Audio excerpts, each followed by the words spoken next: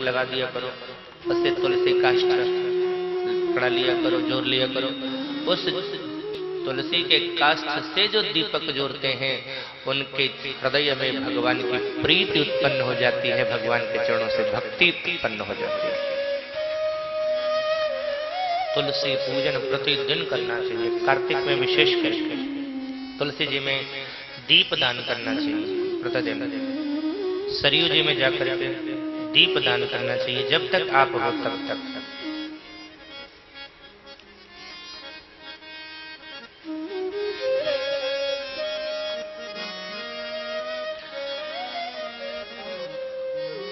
जिसके गले में तुलसी की एक माला हो या एक दाना भी हो गए ना, वो अयोध्या क्या कभी भी कहीं भी जाए स्नान करे ना तो गंगा जल से स्नान करने का लाभ प्राप्त होता है। इसलिए सदैव तुलसी माला धारण करके रखना चाहिए। और जिस शरीर में तुलसी दल नहीं, तुलसी नहीं है, उस शरीर को भगवान स्वीकार ही नहीं करता है। आप लोग भोग लगाते हो भगवान का, भोग में अगर तुलसी दल न डालो तो भोग लगता है? नहीं भोग लगता। ठीक इसी तरह से मैंने कल कहा था, वैष्णवों का सिद्धांत है अनन्य भोग्यत्व। हम भगवान के भोग्य हैं, भगवान हमारा भोक्ता है। और अगर भगवान भोक्ता है हमारा, हम भोग्य हैं, तो हमें स्वीकार कैसे करेगा जब तक तुलसी नहीं लगाएंगे अपने शरीर से। महात्मा तो यहां तक कहते हैं जिसके गले में तुलसी हो वो भोजन भी कर रहा है ना, वो ठाकुर का भोग लगा करके कर रहा है। कहा जाता है तुलसी की इतनी महिमा है, अंतिम समय में जिसका संस्कार हो रहा हो वहां पर भी तुलसी के काष्ठ डाल दिए जावे तो उस जीव को भगवान के धाम का वास प्राप्त होता है। भगवान के धाम की प्राप्ति होती है उस जीव को जिसके शरीर का दाह क्रिया तुलसी के काष्ठ से किया जा रहा है। मैंने देखा है, मैं अभी श्रावण के महीने में ही गया हुआ था गोलाघाट, सदगुरु सदन गोलाघाट। झूलन का वो सम्मेलन था तृतीया के दिन का, तो वहां तो अवध के बहुत सारे संत आते हैं। तो मैंने देखा एक संत पूरा बिल्कुल बांधे हुए थे, एक दो माला नहीं, हम लोग तो एक आध माला पहनते हैं ना, वो पूरा इतना पूरी गर्दन भरी हुई थी। उसके बाद भी बिल्कुल जितना मुझे लग रहा था जितना शरीर नहीं उससे ज्यादा उनके अंदर, उनके गले में तुलसी का। और कनक बिहारी जी का दर्शन करने भी जाते होंगे, तो ऐसे संत हैं। तो मैंने प्रार्थना किया उनसे कि इतनी मालाएं क्यों, एक माला भी धारण कर लिया तो कल्याण तो हो जाएगा, इतनी माला क्यों? तो देखो संतों का क्या भाव होता है, अकिंचन अपने आप को कितना समझते हैं। कहते हैं हम इतने अपराधी हैं कि शायद एक माला उद्धार न कर सके तो यही तुलसी का तो सहारा है, ये हमारी नैया पार कर देती। इस तुलसी के भरोसे हम चले जाएंगे ठाकुर जी के पास। तो तुलसी से जो श्रद्धा लगाता है, निष्ठा रखता है, विशेष करके इस पावन कार्तिक के मास में, क्योंकि इसी महीने में भगवान का उखल बंधन लीला हुआ। नल कुंवर मणिग्रीव का भगवान ने इसी कार्तिक महीने में उद्धार किया था। वो धन का अभिमानी, और धन का अभिमानी था ना, जब उसने स्तुति करी है तो उसने यही कहा है कि सरकार हम इतने अभिमानी थे कि नारद का भी अपमान कर दिया हमने, नारद का सम्मान नहीं किया। हम अप्सराओं से वासना तप्त थे, नारद जी आए, अप्सराएं तो चली गई, लेकिन हम धनांध थे, धनांध होने के कारण हमने महात्मा का अपमान कर दिया। और महात्मा का अपराध किया जिन्होंने मुझे शाप दे दिया कि तू पेड़ की तरह खड़ा रहने वाला पेड़ ही बन जा। देखो जी, मुझे लगता है धनिकों से ज्यादा निर्धन व्यक्ति भगवान की भक्ति कर सकता है, क्योंकि धन जिसके पास है ना उसके साथ 3 अवगुण आ जाते हैं। 3 क्या, मैं तो कहूंगा 18। सबसे पहली बात है कि धन जिसके अंदर है, धन जिसके पास है तो उसके साथ जिसके पास धन है उसके एते पंचदशान, 15 तो उसी से आ गया। फिर दूसरा है धन का अभिमान कि हमारे पास इतने पैसे हैं, हमने जमा करके इतना रखा है, लेकिन उस अभिमान को चकनाचूर कर दिया।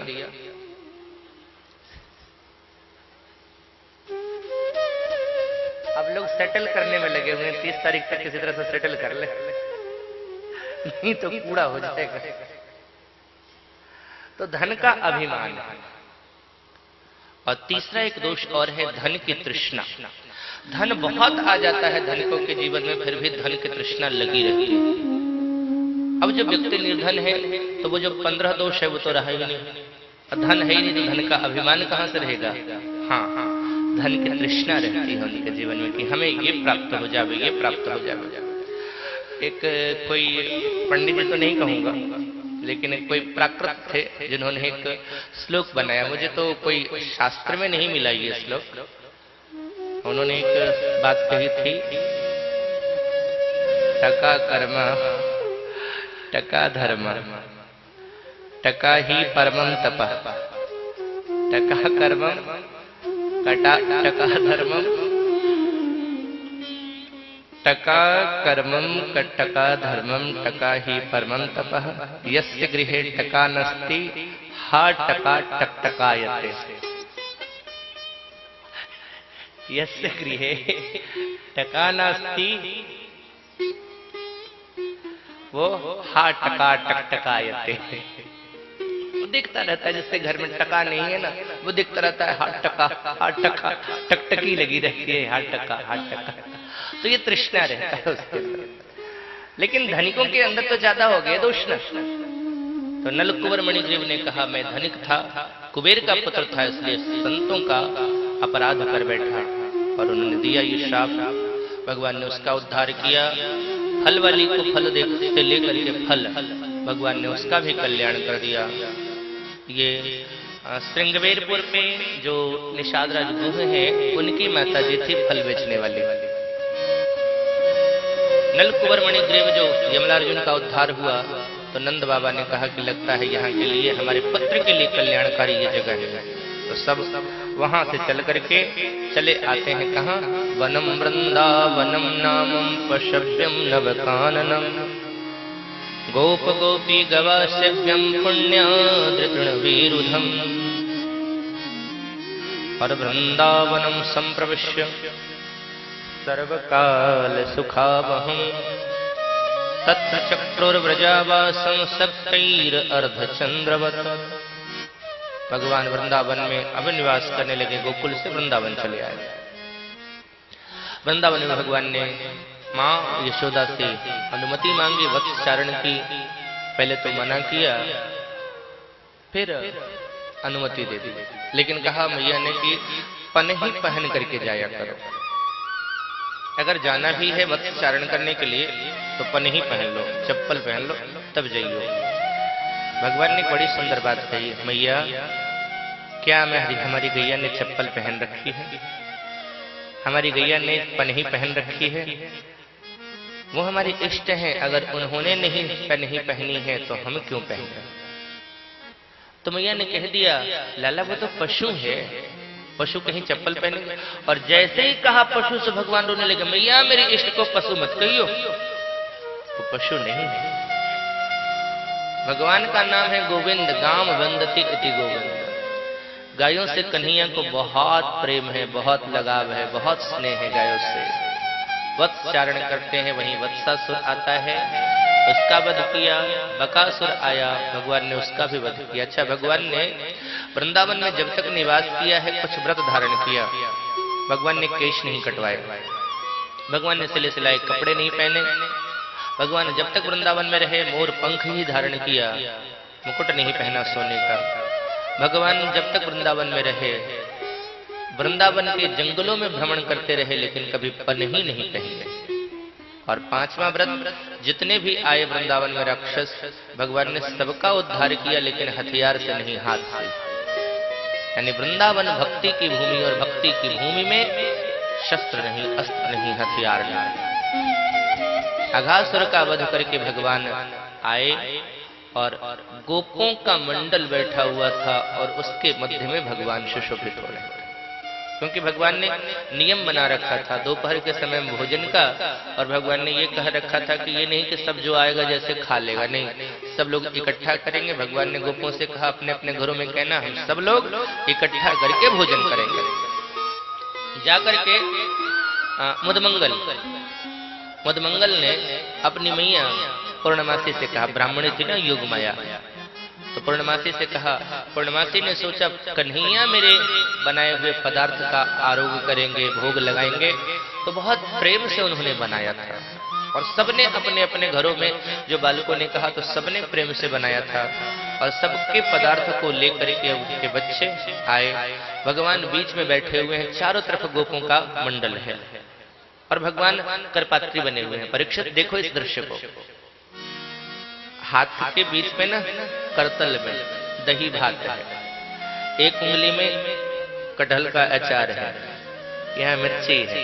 इस तरह के करपात्री बन रहे हैं और खा रहे हैं, कभी इसके पास कभी उसके पास कभी उसके पास।